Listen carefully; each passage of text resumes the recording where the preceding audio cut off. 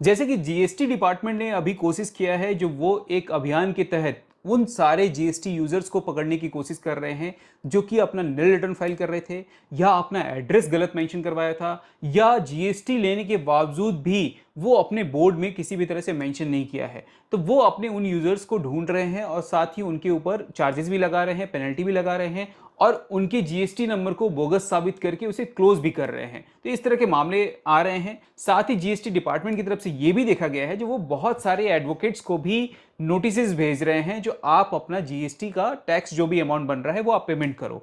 अभी हाल ही में यूपी में भी एक मामला आया, पंकज खरे वर्सेस यूनियन ऑफ इंडिया का, जो कि इलाहाबाद हाईकोर्ट में मैटर लगा। पंकज जी एक एडवोकेट हैं जिनके यहाँ 3 लाख का अप्रॉक्स एक नोटिस आता है, जिसमें कि उनसे ये डिमांड किया जाता है जो आप ये 3 लाख अमाउंट को आप डिपॉजिट करें। जब पंकज खरे जी कहते हैं जो मैं एक एडवोकेट हूं और मुझे एग्जाम्प्ट किया गया है और 12 जून 2012 के अंदर ही ये नोटिफिकेशन है सर्विस टैक्स का, जिसमें कि मुझे एग्जाम्प्ट कर दिया गया है। साथ ही जीएसटी के अंदर भी बहुत सारे ऐसे प्रोविजन मेंशन किए गए हैं जिसमें कि एडवोकेट्स को एग्जाम्प्ट किया गया है जीएसटी से। अब यहाँ पे जीएसटी कमिश्नर का कहना था जो ठीक है, आप अगर एग्जेम्प्ट है तो आप आकर के ये क्लैरिफिकेशन दें जो आप एक एडवोकेट हो, आपकी जो डॉक्यूमेंट्स हैं वो भी सारी चीजें लेकर के आओ। आप ये जो मामले हैं, ये जो टैक्स आपका बन रहा है, ये भी आपका प्रैक्टिस से ही रिलेटेड है, ये आप हमें कंफर्म कर दो, उसके बाद आप चले जाओ, कोई दिक्कत नहीं है। अगर इस तरह से नोटिफिकेशन आने के बावजूद भी अगर सारे एडवोकेट्स के ऊपर अगर ये नोटिस डिमांड जाता है, क्या सारे एडवोकेट को ये साबित करना पड़ेगा जो मैं एक प्रैक्टिसिंग एडवोकेट हूं? क्योंकि अगर ये साबित करने की बात आ गई तो आधे से ज्यादा लोग इसी में बिजी हो जाएंगे। अगर आप भी एक प्रैक्टिसिंग एडवोकेट हैं तो ये वीडियो आपके लिए बहुत जरूरी है। क्यों? क्योंकि अगर आपके घर पे भी अगर नोटिस आता है तो आपको भी इस चीज का जवाब देना पड़ेगा। हो सकता है जो आपका ये केस लॉ है उसका भी आप यूज कर सकते हो, जो पंकज खरे वर्सेस यूनियन ऑफ इंडिया है, जिसमें कि कोर्ट ने ये डायरेक्शन दिया, जो जब नोटिफिकेशन आया है, जब जीएसटी में हमें एग्जाम्प्ट किया गया है तो किसी भी तरह से नोटिस नहीं भेजना चाहिए।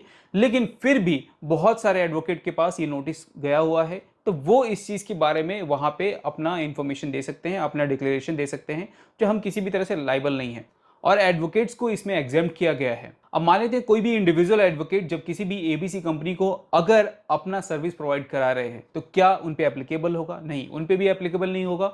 क्यों? क्योंकि रिवर्स चार्ज के अकॉर्डिंग सामने वाले एबीसी कंपनी लायबल होता है उनके जीएसटी टैक्स को पेमेंट करने के लिए। अब इस केस में अगर एग्जांपल लें तो इस केस में अगर मान लेते हैं जो 10,000 का अमाउंट था सर्विस प्रोवाइड करने का और 10,000 के ऊपर 18% से टैक्स लगा, तो 10,000 का जो वैल्यू होगा वो एबीसी कंपनी के द्वारा एडवोकेट को पेमेंट किया जाएगा। लेकिन जो 1800 का जो पेमेंट होगा, जो कि 10,000 के ऊपर 18% से 1,800 रुपए का जो चार्ज किया गया, वो 1,800 रुपए जीएसटी डिपार्टमेंट को एबीसी कंपनी के द्वारा पेमेंट किया जाएगा। तो यही है एक रिवर्स चार्ज मैकेनिज्म, जिसमें कि कोई भी सर्विस प्रोवाइडर कभी भी लायबल नहीं होता है।